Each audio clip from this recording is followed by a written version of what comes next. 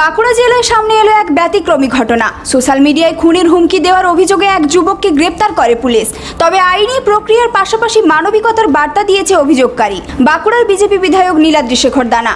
অভিযোগ, নতুন গ্রাম পাহাড়পুর এলাকার বাসিন্দা সৌমেন মাদ্দি নিজের সোশ্যাল মিডিয়া অ্যাকাউন্ট থেকে বিধায়ক নীলাদ্রি শেখর দানাকে উদ্দেশ্য করে আপত্তিকর মন্তব্য এবং খুনের হুমকি দিয়ে পোস্ট করেন। বিষয়টি বিধায়কের নজরে আসতেই তিনি সাইবার ক্রাইম থানায় লিখিত অভিযোগ দায়ের করেন।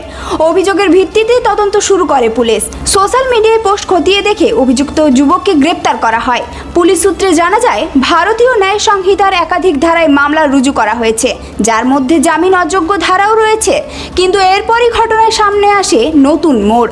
পুলিশ সূত্রের দাবি, গ্রেপ্তারের পর অভিযুক্ত যুবক ও তার পরিবার নিজেদের ভুল স্বীকার করে বিধায়কের কাছে ক্ষমা প্রার্থনা করেন। এই প্রসঙ্গে বিধায়ক নীলাদ্রি শেখর দানা বলেন, তরুণ বয়সে আবেগের বশে অনেক সময় ভুল সিদ্ধান্ত নেওয়া হয়ে যায়। তিনি জানান, অভিযুক্তের পরিবারের আর্থিক অবস্থার কথাও বিবেচনা করেছেন।